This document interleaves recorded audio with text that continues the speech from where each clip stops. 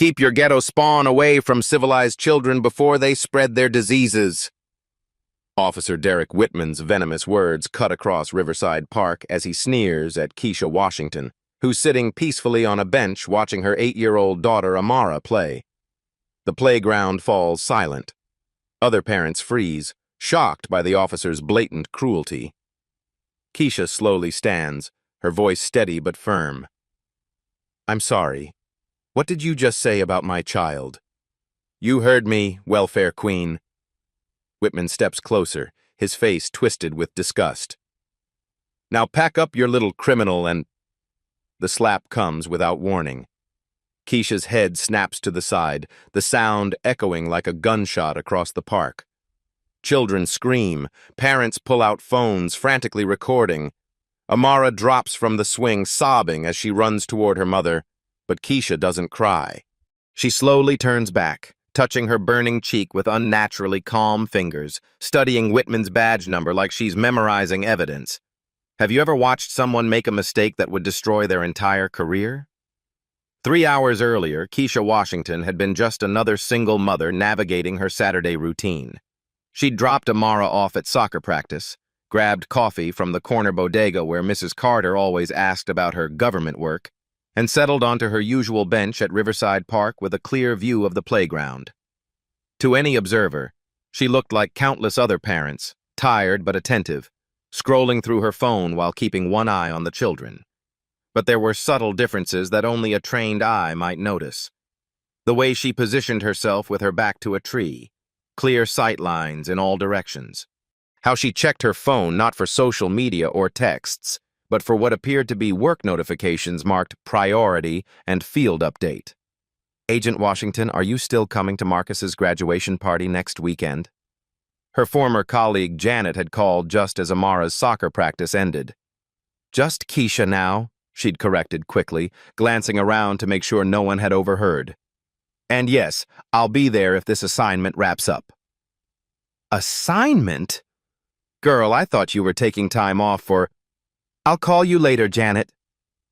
Keisha had ended the call abruptly as Amara bounded over, grass stains on her jersey and excitement radiating from her 8-year-old frame. Now, sitting on that same bench where everything would soon change, Keisha watched her daughter claim the highest swing. This park had become their sanctuary over the past 3 weeks.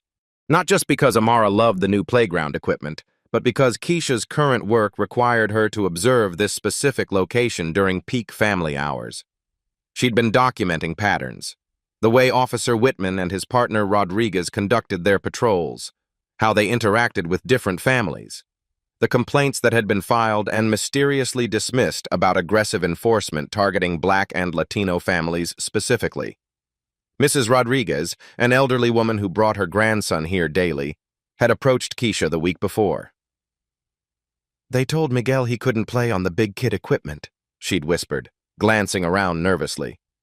"Said it was for appropriate families only." When I asked what that meant, the tall officer, the mean one, he just stared at me until we left. Keisha had listened, made mental notes, and added another entry to her growing file.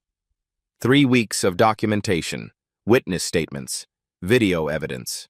A pattern of behavior that violated federal civil rights laws. Her phone buzzed with another work message. Status update needed. Timeline for field observations? She typed back carefully. Ongoing surveillance. Multiple incidents documented. Recommend continuing current position. The response came quickly. Understood. Maintain cover. Report any escalation immediately. Escalation. The word made her stomach tighten. She'd seen enough cases to know that officers like Whitman rarely stayed at the level of verbal intimidation. Sooner or later, someone would push back. And when they did... "Mama, watch this," Amara called out, pumping her legs to swing higher. "I'm watching, baby." "You're flying." But Keisha was watching more than her daughter. She was cataloging the way other families unconsciously shifted when the patrol car made its rounds. How the Hernandez family had stopped coming after what Mrs. Rodriguez described as a very unpleasant encounter. Valley. How the teenage boys shooting hoops had learned to scatter the moment they spotted Whitman's uniform. This community was being systematically intimidated, and the formal complaints were disappearing into bureaucratic black holes, which was exactly why federal oversight existed. Why agents like her spent weeks blending into communities, documenting what local authorities preferred to ignore. Her phone rang. Amara's school principal. Miss Washington? I hate to bother you on the weekend, but we've had some concerns about Amara's recent behavior. She's been asking a lot of questions about police officers, whether they're good guys or bad guys. Some of her drawings have been concerning. Keisha closed her eyes. Even at 8, Amara was absorbing the tension that surrounded them, the knowledge that their safe spaces weren't actually safe. I'll talk to her, Mrs. Patterson. Thank you for calling. Is everything okay at home? If there's something we should know, everything's fine. Just some grown-up worries she's picking up on. But nothing was fine. Not when families had to calculate which playgrounds were safe. Not when children learned to read officer moods before they could read chapter books. Not when a federal agent had to work undercover to document what should have been obvious to any supervisor with eyes. The patrol car rounded the corner, right on schedule. Keisha straightened, her pulse quickening with the familiar surge of adrenaline that came before any operation. She didn't know that in 10 minutes, everything would change, that her carefully maintained cover would be blown in the most violent way possible. She only knew that justice sometimes required witnesses, and today, she was perfectly positioned to witness everything. The patrol car pulls up with deliberate slowness, tires crunching on the gravel path that winds through Riverside Park. Officer Derek Whitman emerges first, his massive frame casting a long shadow across the playground. His partner, Officer Maria Rodriguez, follows more hesitantly, her expression already showing the discomfort that will haunt her testimony months later. Keisha watches them approach, her trained eye immediately cataloging details. Whitman's aggressive posture, the way he scans the diverse families like a predator selecting prey. Rodriguez's reluctance, staying a half step behind, her hand unconsciously resting on her radio rather than her weapon. "Mama," Amara calls from the swings. "Why did those police officers look at you like that?" "Like what, baby?" "Like you did something bad." From the mouth of an 8-year-old comes the truth that adults spend careers trying to document. Even children can recognize the weight of unjust scrutiny.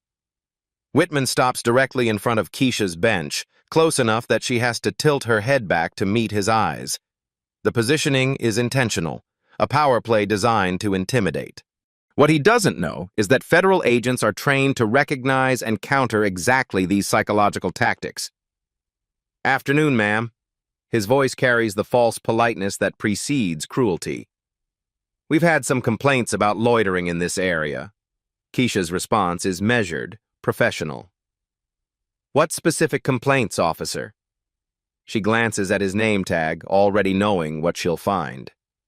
Officer Whitman. The fact that she reads his name seems to irritate him. Most people avoid eye contact, avoid personalizing these encounters. Her directness throws him off his practiced script. "Complaints about people who don't belong here make other families uncomfortable." "I see. And what makes you think I don't belong here?" It's a simple question, but it cuts straight to the heart of his assumptions. Around the playground, other parents are starting to take notice. Mrs. Carter from the bodega pulls out her phone, already sensing something wrong. A jogger slows her pace, circling back to stay within earshot. Rodriguez shifts uncomfortably. "Derek, maybe we should—" "I got this, Maria." Whitman's voice sharpens. He leans closer to Keisha, invading her personal space. "Look, lady, I don't know what game you're playing, but you need to pack up your kid and move along before this becomes a problem." "What kind of problem?" The question hangs in the air like a challenge. Keisha remains perfectly still on the bench, her posture relaxed but alert. She's not backing down, not showing the fear he's accustomed to seeing. The kind where Child Protective Services gets involved, Whitman snarls, his mask of professionalism finally slipping. The kind where we start asking questions about supervision and appropriate environments for children.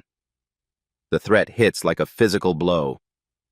Around the playground, parents exchange horrified glances. Someone threatens to take your child away, and every parent in earshot feels their own vulnerability. But Keisha's training kicks in. Document everything. Stay calm. Let him reveal his true nature. Are you threatening to make a false report to CPS because I asked you to explain your complaint? False? Whitman's voice rises. Lady, look around you. Look at how you're dressed, where you're sitting, the kind of influence you're exposing that kid to. Real parents don't need the police to explain. Keep your ghetto spawn away from civilized children before they spread their diseases. The words explode across the playground like shrapnel. Every conversation stops. Children pause mid-play, sensing the adult tension without understanding its source. Amara's swing slows as she turns toward her mother, confusion written across her young face. Keisha stands slowly, every movement controlled. I'm sorry. What did you just say about my child? You heard me, welfare queen. Whitman steps closer, his face twisted with a hatred that's been festering for years. Now pack up your little criminal and get out before I— Before you what, officer? Her voice cuts through his rage like ice water. Something in her tone, the complete absence of fear, the clinical precision of someone documenting evidence, should have warned him, should have made him step back, reassess, remember his training. Instead, he leans forward until his face is inches from hers. Before you learn what happens to people who don't know their place. Rodriguez takes a step forward. Derek, that's enough. We should— Stay out of this, Maria. This one needs to understand. The slap comes without warning. Whitman's hand connects with Keisha's cheek with a crack that echoes across the entire park.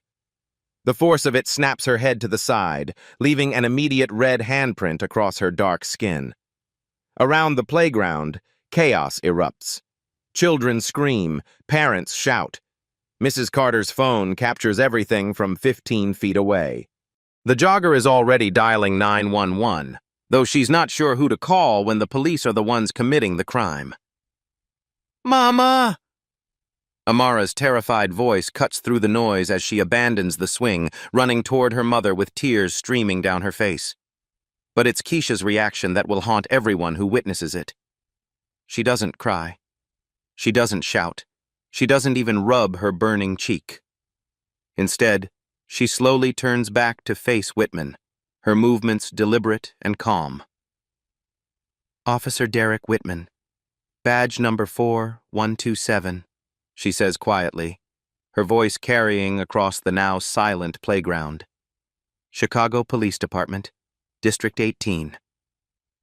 There's something chilling about the way she catalogs the information, like she's collecting evidence, like she knows exactly what she's doing. Whitman, high on adrenaline and righteous rage, doesn't recognize the danger. That's right, sweetheart. Remember that name when you're filling out your welfare applications. Rodriguez grabs his arm. Derek, we need to go. Now. Not until she understands. I understand perfectly, Keisha interrupts, pulling Amara close while maintaining eye contact with Whitman. I understand that you just committed assault and battery against a civilian in front of multiple witnesses while in uniform, representing the Chicago Police Department. Her legal precision should be a red flag. The way she frames the incident in exact statutory language, the calm recitation of facts while her daughter sobs against her side. But Whitman is too far gone, too intoxicated by the power he believes he holds. Assault? He laughs, a harsh sound that makes several children start crying. Lady, that was barely a love tap. You want to see what real police work looks like? Derek! Rodriguez's voice cracks like a whip. We're leaving. Right now. Around them, phones are recording from every angle. Parents are shepherding their children away from the confrontation, but not before capturing video that will change everything. Mrs. Hernandez, who'd stopped coming to this park weeks ago, happened to be walking by and caught the entire exchange from the sidewalk. But it's Keisha's response that transforms this from a simple case of police brutality into something much more significant. As she holds her traumatized daughter, as she faces down a uniformed officer who just assaulted her in broad daylight, her voice remains steady and professional. "Officer Rodriguez," she says, addressing the partner directly, "I need you to know that this entire incident has been witnessed, recorded, and will be reported through appropriate channels." Something about the phrase appropriate channels makes Rodriguez's blood run cold. It's not the language of an angry civilian. It's the language of someone who knows exactly which forms to file, which departments to contact, which laws have been violated. Whitman, oblivious to the warning signs, sneers one final time. "Report it to whoever you want, Princess. Nobody cares what people like you have to say." As the officers finally retreat to their patrol car, as the crowd of witnesses begins to disperse, as Amara's sobs gradually quiet against her mother's shoulder, one question hangs in the air. Who exactly is Keisha Washington, and why does she seem so unnaturally prepared for what just happened? The answer will reshape everything. But first, the system has to run its predictable course. Within an hour, the videos are everywhere. Mrs. Carter's footage, shaky but clear, shows the entire confrontation from start to finish. The jogger's phone captured the slap from a different angle, the sound even more shocking when isolated from background noise. Most damning of all is the security camera mounted on the park's maintenance building, its wide-angle lens documenting everything with bureaucratic precision. But the official story being typed into the Chicago Police Department's incident management system tells a very different tale. The subject appeared agitated and confrontational upon initial contact, Officer Whitman dictates to his partner as they sit in their patrol car 3 blocks from Riverside Park. Female, approximately 30 to 35, exhibited signs of possible substance abuse or mental disturbance. Rodriguez's fingers hover over the keyboard, her stomach churning. "Derek, that's not what—" "Are you questioning my report, Officer Rodriguez?" The weight of seniority, of departmental politics, of career survival presses down on her shoulders. She continues typing. The subject became increasingly hostile when asked to comply with reasonable requests to relocate. When the officer attempted to de-escalate the situation, the subject made threatening gestures toward uniformed personnel. The lies flow easily now, each sentence moving them further from the truth and deeper into a system designed to protect itself. "No mention of physical contact," Whitman adds. The subject was never touched by officers. Any claims to the contrary represent false accusations intended to discredit law enforcement. Meanwhile, back at the park, Keisha sits on the same bench where everything changed, holding Amara close as her daughter's tears finally begin to subside. Other parents approach hesitantly, offering support, sharing their own stories of encounters with Whitman. "He made my son empty his pockets last month," whispers Mr. Johnson, a black father whose 10-year-old son had been playing basketball. "Said he looked suspicious shooting hoops alone. My family stopped coming here after he told us this park wasn't for our kind," adds Mrs. Vasquez, her voice shaking with remembered humiliation. Each story adds another layer to the pattern Keisha has been documenting. But now she's no longer just an observer. She's become part of the evidence. Her phone buzzes with a text from her sister. "Girl, you're all over Facebook. Are you okay? Do you need me to come get Amara?" Another message from Janet. "Saw the video." "Holy shit, Keisha. What's your plan?" And then one that makes her blood run cold from an unknown number. "Maybe next time you'll know your place, bitch." She deletes that one immediately, but not before screenshotting it for her files. "Mama," Amara says quietly, "why did that policeman hit you?" The question every parent dreads: how to explain institutional racism and abuse of power to a child who still believes the world makes sense. Sometimes, baby, people with power use it the wrong way. But there are other people whose job it is to fix that when it happens. Are you going to tell him? Keisha strokes her daughter's hair, choosing her words carefully. I'm going to make sure what happened today doesn't happen to other families. What Amara doesn't know is that her mother has already sent 3 text messages that will set federal wheels in motion. The first to her direct supervisor, cover blown. The incident escalated to assault. Request immediate consultation. The second to the FBI's Civil Rights Division. Federal agent assaulted by subject under investigation. Video evidence secured. Moving to Phase 2. The third to a secure number that connects directly to the Department of Justice. Pattern confirmed. Ready to proceed with formal charges. By evening, local news stations are running the story. Channel 7's report leads with Mrs. Carter's video, the slap playing in slow motion while the anchor's voice provides context. A disturbing incident at Riverside Park has raised new questions about police conduct in Chicago's South Side communities. The segment interviews several witnesses, their faces blurred for protection. It was completely unprovoked, one voice states. She was just sitting there with her daughter. I've never seen anything so cruel. But the most telling moment comes when they reach out to the Chicago Police Department for comment. The spokesperson's response is textbook deflection. We are aware of allegations circulating on social media regarding an incident in Riverside Park. The department takes all complaints seriously and will conduct a thorough internal review of any claims of misconduct. What they don't mention is that Officer Whitman's report makes no reference to physical contact.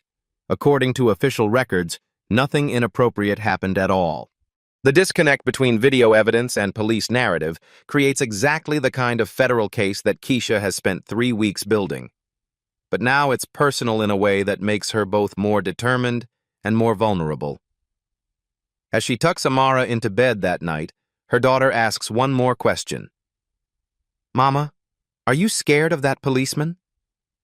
Keisha considers her answer carefully. The truth is complicated. She's not afraid of Derek Whitman. She has resources and authority he can't imagine. But she is afraid of what this means for every other black mother who sits on park benches, who takes their children to playgrounds, who exists in public spaces while being seen as threats rather than human beings. No, baby. I'm not scared of him. But I am going to make sure he learns that his behavior has consequences. Outside, a car drives slowly past their apartment. Probably nothing, possibly surveillance. In 12 hours, everything will change again. But for now, Keisha Washington allows herself to be simply a mother, comforting her traumatized child. Tomorrow, she'll remind the world that she's much more than that. The call comes at 7:47 a.m., interrupting Chicago Police Commander Patricia Hayes' first cup of coffee and what should have been a quiet Monday morning review of weekend incidents. Commander Hayes? This is Deputy Director Sarah Mitchell from the FBI's Chicago Field Office. I need to discuss the Riverside Park incident from yesterday. Hayes pulls up the report on her screen, Whitman's sanitized version still glowing in neat, bureaucratic paragraphs. I'm not sure what federal interest there might be in a minor neighborhood dispute. Deputy Director. Ma'am, I need you to pull the personnel file for Officer Derek Whitman immediately.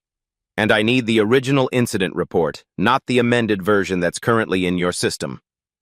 The words hit Hayes like ice water. Amended version?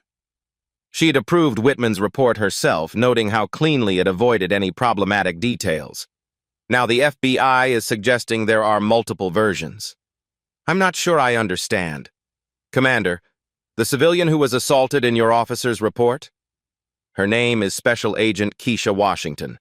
She's been conducting federal civil rights surveillance in your district for 3 weeks under deep cover. The phone slips from Hayes' hand, clattering against her desk. Around her, the precinct continues its normal Monday morning rhythm, officers filing reports, phones ringing, the coffee machine gurgling in the break room. but her world has just tilted completely off its axis. She retrieves the phone with shaking hands. I'm sorry, could you repeat that? Special Agent Washington was embedded in your community documenting patterns of discriminatory enforcement. What your officer did yesterday, assaulting a federal agent in the line of duty while violating the civil rights of local residents, that's now a federal crime with mandatory prosecution guidelines. Hayes's mind races through the implications. A federal agent, assaulted by one of her officers, while conducting official federal business. The video that's been circulating on social media isn't just evidence of police brutality, it's documentation of multiple federal crimes. Deputy Director, if there's been some misunderstanding. There's no misunderstanding, Commander. Agent Washington has been building a comprehensive case documenting systematic civil rights violations in your district. Officer Whitman's assault yesterday was recorded from multiple angles, including Agent Washington's own surveillance equipment. The room seems to spin. Hayes pulls up the viral video on her computer, watching it with new eyes. The woman she'd dismissed as just another complainer, another civilian making trouble for her officers, is a federal agent. The calm, professional way she handled the assault, the precise language she used afterward, it all makes terrible sense now. How long has she been? 3 weeks, Commander. 3 weeks of documented incidents, witness interviews, pattern analysis. Your department has been under federal investigation, and yesterday, your officer provided us with the kind of evidence that makes cases unwinnable for defendants. Meanwhile, 6 blocks away in the FBI's Chicago field office, Special Agent Keisha Washington sits across from Deputy Director Mitchell, her left cheek still bearing the faint bruise from Whitman's assault. Gone is the casual park mother persona. Her dark suit is crisp, her bearing unmistakably professional, her voice carrying the authority that Derek Whitman never suspected lay beneath her carefully constructed cover. Ma'am, I recommend we move to Phase 2 immediately, Keisha reports, sliding a thick file across the conference table. The assault yesterday, combined with the evidence I've collected over the past 3 weeks, gives us everything we need for federal civil rights charges. Mitchell opens the file, revealing photographs, transcripts, video evidence, witness statements, a comprehensive case that transforms isolated incidents into a pattern of systematic abuse. Walk me through what you documented before yesterday's incident. Keisha's presentation is meticulous, professional, and devastating. 17 separate incidents of discriminatory enforcement. 12 families were forced to leave public spaces without cause. 8 children were subjected to inappropriate questioning and searches. Multiple false reports filed to justify unconstitutional behavior. She clicks through photographs on her laptop. Officer Whitman targeted the Rodriguez family for loitering while they watched their grandson play. The Hernandez children ordered off playground equipment deemed inappropriate for their type. Mr. Johnson's 10-year-old son was forced to empty his pockets while shooting basketball alone. Each image, each incident report, each witness statement builds an undeniable case of systematic civil rights violations. But it's the final video that changes everything yesterday's assault, captured from Keisha's own recording device with crystal clear audio and video. Agent Washington, Mitchell says quietly, you understand this changes your role in this investigation completely. Yes, ma'am. I'm no longer just the investigating officer. I'm also the victim of a federal crime. Back at the police station, Commander Hayes is making the phone call that will end Derek Whitman's career. He answers on the 3rd ring, his voice still swaggering with yesterday's confidence. Whitman here, Whitman. Officer, I need you to report to my office immediately. Bring your partner. Is this about that incident yesterday? Because I filed a complete report, and Rodriguez can verify. Whitman, just get here. Now. 20 minutes later, Derek Whitman swaggers into Hayes's office with the casual arrogance of someone who believes he's untouchable. Maria Rodriguez follows, her face pale with apprehension that proves more justified than she knows. Sir, if this is about yesterday, I want to reiterate that the subject was completely non-compliant and potentially dangerous. Shut up, Derek. Hayes's voice cuts through his prepared justifications. "The woman you assaulted yesterday is a federal agent." The color drains from Whitman's face. Rodriguez actually gasps, her hand flying to cover her mouth. "That's impossible. She was just some welfare mom with Special Agent Keisha Washington, FBI Civil Rights Division. She's been conducting federal surveillance of discriminatory policing practices in our district for 3 weeks. And yesterday, you provided her with evidence that will destroy both your career and potentially this entire department." The silence stretches like a held breath. Outside Hayes's office, the normal sounds of the precinct continue. Phones ringing, reports being filed, officers discussing weekend arrests. But inside this room, everything has stopped. Rodriguez finds her voice first. "Commander, when Derek filed his report, I tried to tell him—" "You filed a false report about assaulting a federal agent," Hayes interrupts. "Both of you are suspended pending federal investigation. The FBI will be here within the hour to begin interviews." Whitman finally speaks, his voice smaller than anyone has ever heard it. "Federal investigation?" "Congratulations, Officer Whitman. You just became the poster boy for everything that's wrong with American policing. The woman you called a welfare queen has been documenting systematic civil rights violations for the Department of Justice. And thanks to yesterday's performance, she now has enough evidence to bring federal charges not just against you, but potentially against everyone who enabled this pattern of behavior." As the two officers stumble from the office, Whitman in shock, Rodriguez in tears. Hayes contemplates the wreckage of what should have been a routine Monday morning. Special Agent Keisha Washington hasn't just been underestimated.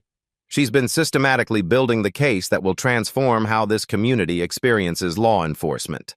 And Derek Whitman just handed her everything she needed to win. The FBI's Chicago field office transforms into a war room within hours of the revelation. Conference Room B, normally used for routine briefings, now houses the kind of federal investigation that makes headlines and ends careers. The walls are covered with photographs, timelines, incident reports, and witness statements. 3 weeks of systematic documentation that tells a story of institutional failure. Special Agent Keisha Washington stands before a projection screen, her professional demeanor a stark contrast to the vulnerable mother Derek Whitman had so catastrophically underestimated just 24 hours earlier. Her left cheek still bears the faint bruise from his assault, but her voice carries the unmistakable authority of federal law enforcement. "The pattern is undeniable," she addresses the assembled team of FBI agents, Department of Justice attorneys, and federal prosecutors.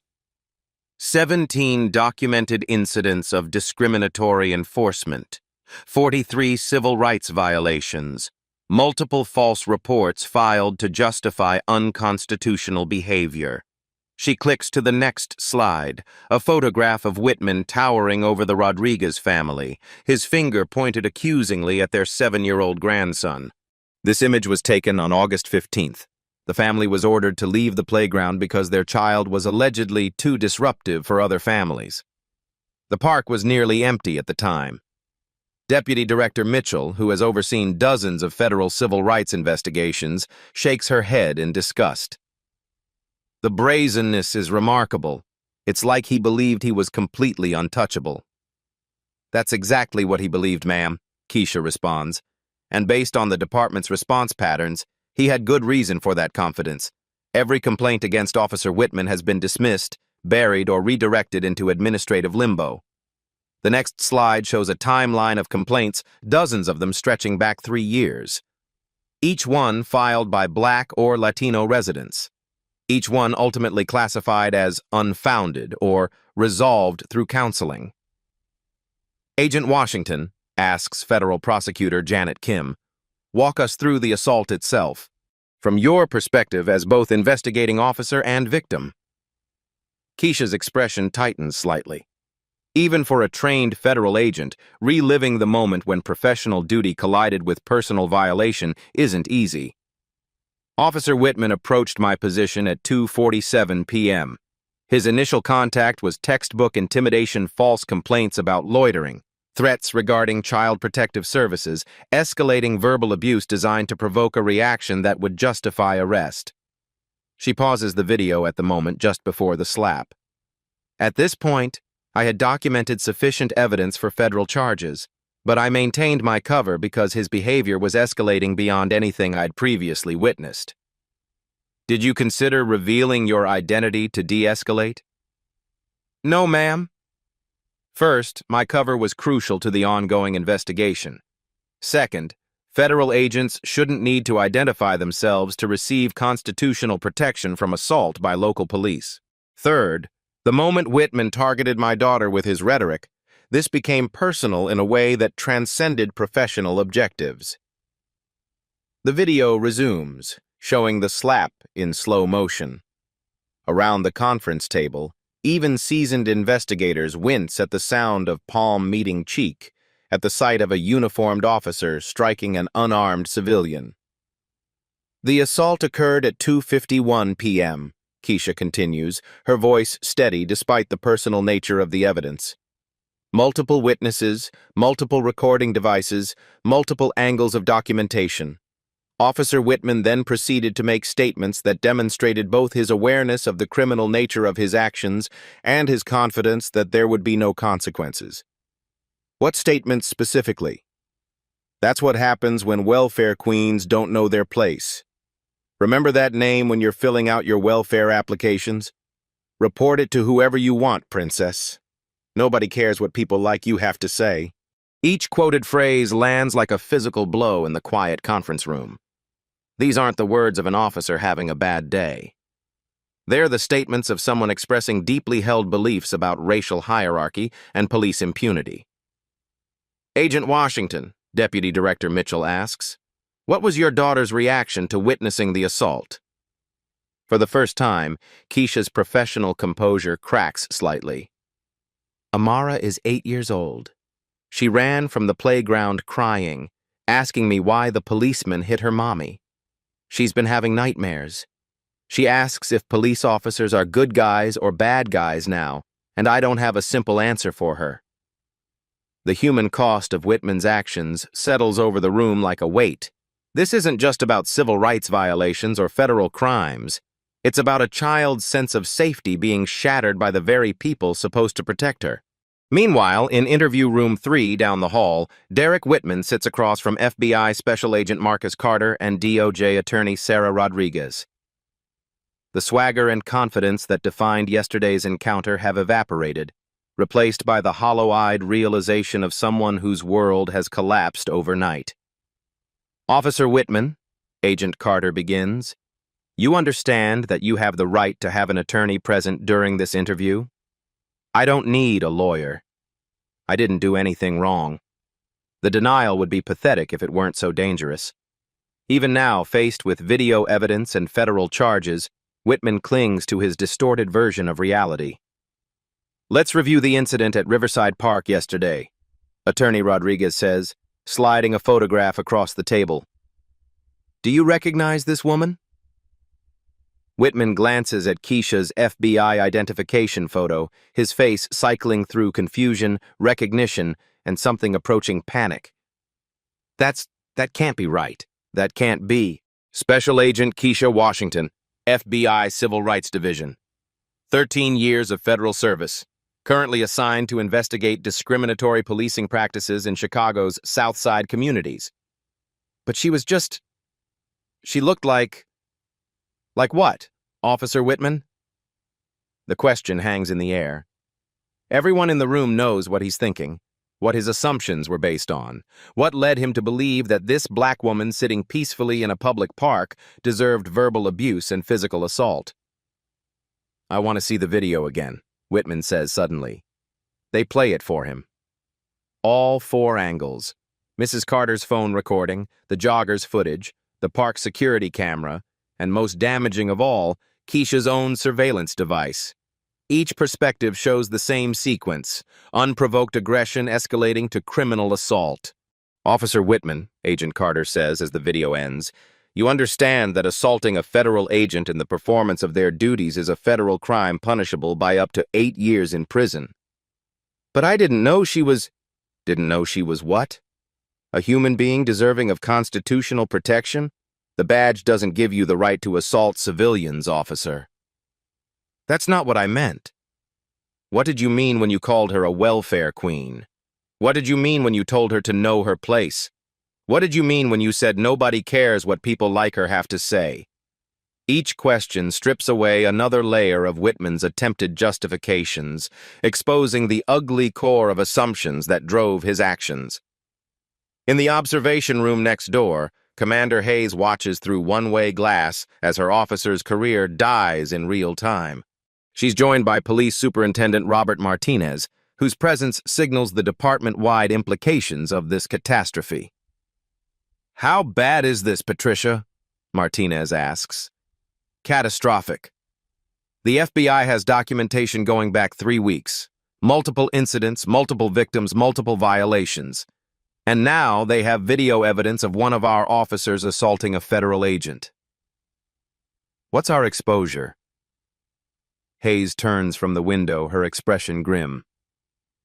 "Sir, if the federal investigation finds systematic civil rights violations enabled by departmental policy or culture, we're looking at a consent decree, federal oversight of our entire operation, complete restructuring of training, hiring, and disciplinary procedures. And Whitman? Whitman is finished. Federal prison, civil liability, criminal conviction. But the real question is whether this stops with him or spreads to everyone who enabled his behavior." Back in the interview room, the interrogation continues with methodical precision. Each question, each piece of evidence, each moment of video builds an unassailable case against not just Whitman's actions, but the attitudes that informed them. "Officer Whitman," Attorney Rodriguez asks, "do you believe that Special Agent Washington deserved to be assaulted because of her race?" "No." "Of course not." "Then explain your actions. Explain your words. Explain why a black woman sitting peacefully in a public park represented such a threat that physical violence was justified." The silence stretches for long minutes. Whitman's breathing is labored, his face flushed with the effort of trying to construct an explanation that doesn't exist. Finally he speaks, his voice barely above a whisper. I thought she was just another." "Another what?" "Another complaint that would go away." The admission hangs in the air like a confession. Not just to the assault, but to the systematic pattern of abuse that made it feel routine.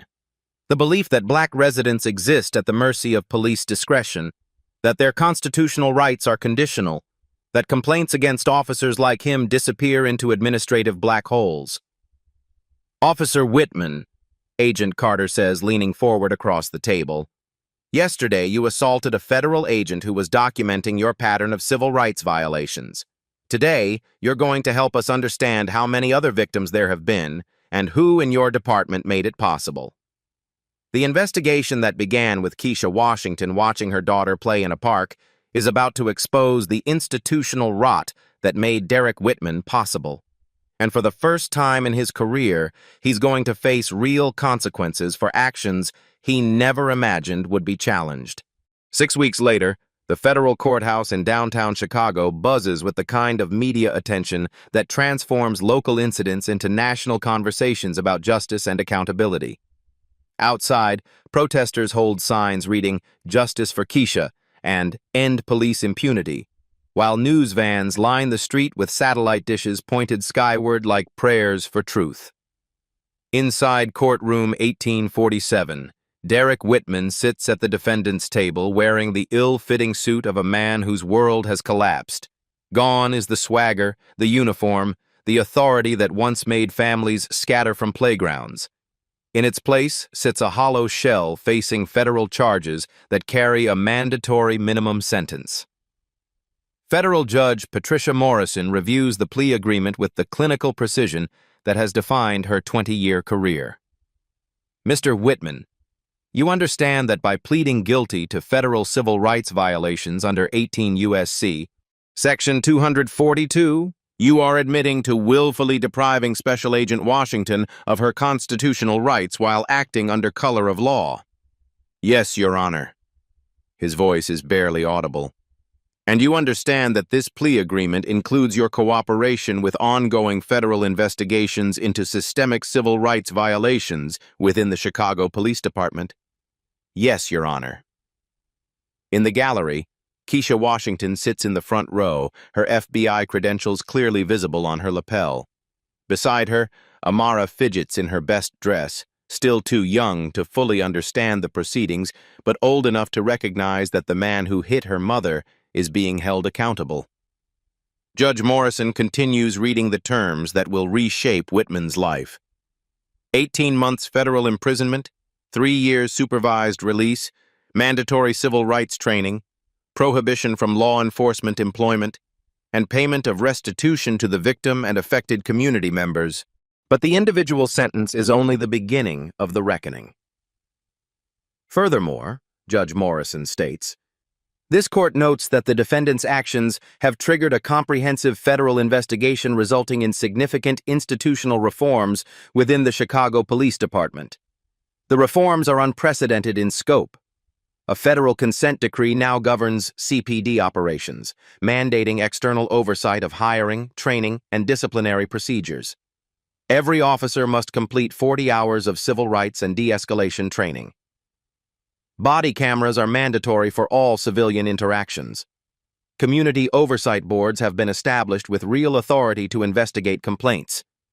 Most significantly, the administrative limbo that buried previous complaints has been replaced with a federal reporting system that tracks patterns of abuse across individual officers and entire precincts.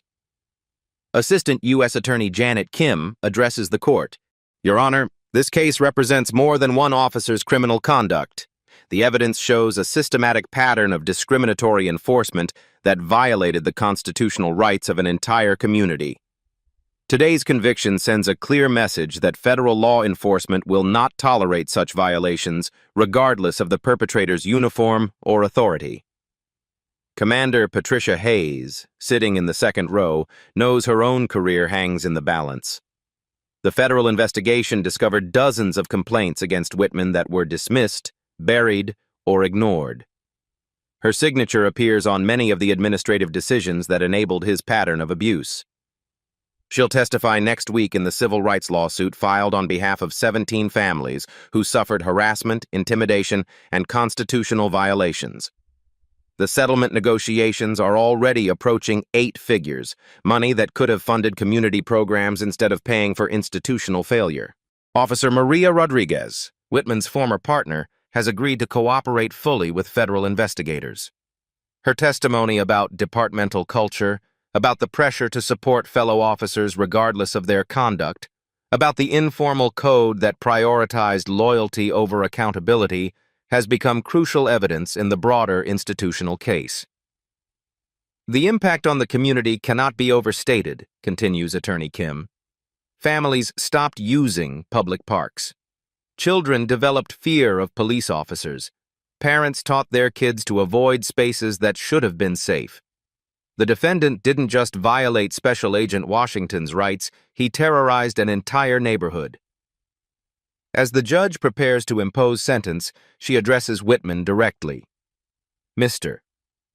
Whitman, your actions on August 23rd revealed a fundamental misunderstanding of your role as a police officer.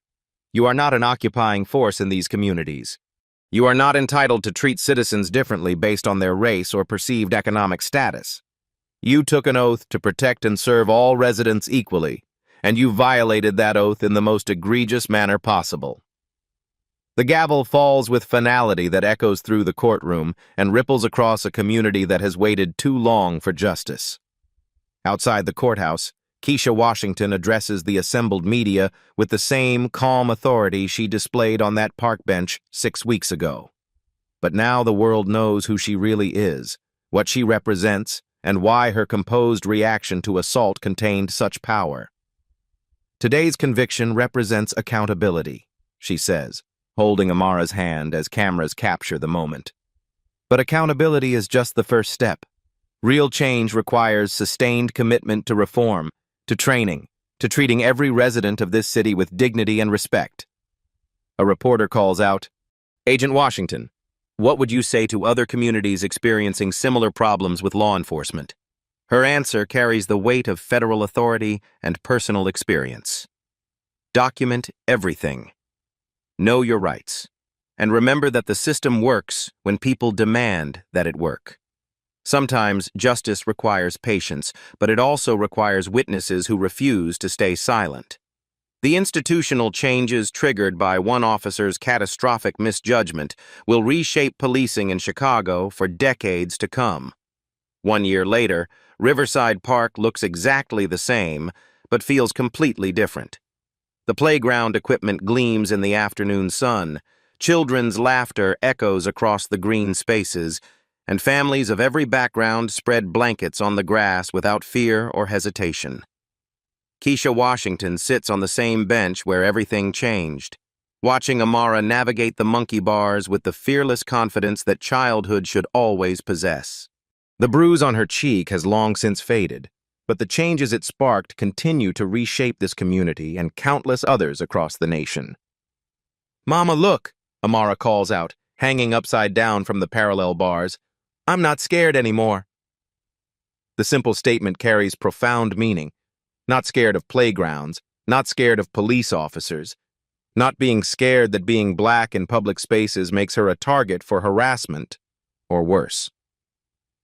Officer Maria Rodriguez approaches the bench, her uniform replaced by the casual clothes of someone who chose a different career path. She'd resigned from the force 6 months ago, unable to reconcile her oath to protect and serve with the institutional culture she'd witnessed. "Agent Washington? I hope it's okay that I'm here. I just wanted to see. Please call me Keisha." And yes, it's good to see positive change.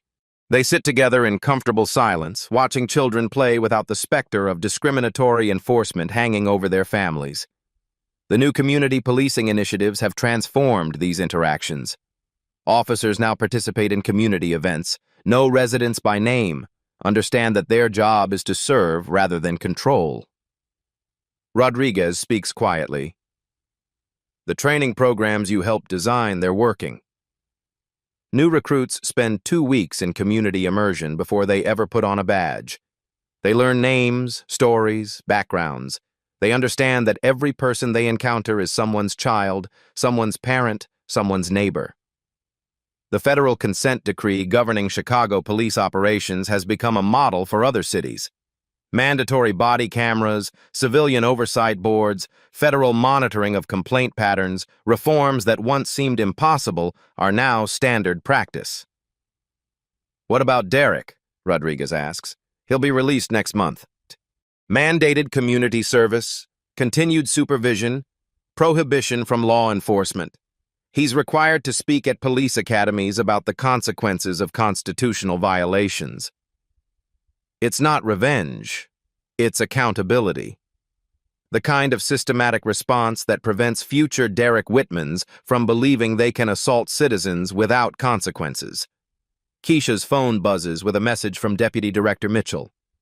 "Phoenix PD requesting consultation on discriminatory policing patterns. 3-week embedded investigation. Interested?" She looks at Amara, now teaching a younger child how to navigate the climbing structure, then at Rodriguez, who's considering law school to become a civil rights attorney. "The work continues," Keisha says, showing Rodriguez the message. "Are you going?" "Probably." Communities like this one exist everywhere. Families who deserve to feel safe in public spaces. Children who should grow up believing that justice actually works.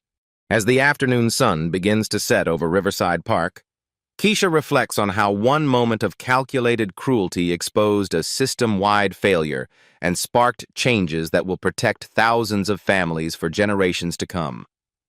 Sometimes justice moves slowly. Sometimes it requires federal agents sitting on park benches, documenting violations, building cases that transform institutions. Sometimes it takes a single black mother refusing to be invisible, refusing to accept that constitutional rights are conditional. Have you ever witnessed injustice and wondered if speaking up would matter? Keisha's story proves that our voices, our videos, our witness testimony can be the evidence that changes everything. What would you have done in that park that day? Share your thoughts in the comments below, and if this story moved you, Hit that like button and subscribe to Black Soul Stories for more stories about justice, accountability, and the power of ordinary people to demand extraordinary change. Because sometimes the system works exactly as it should when we force it to.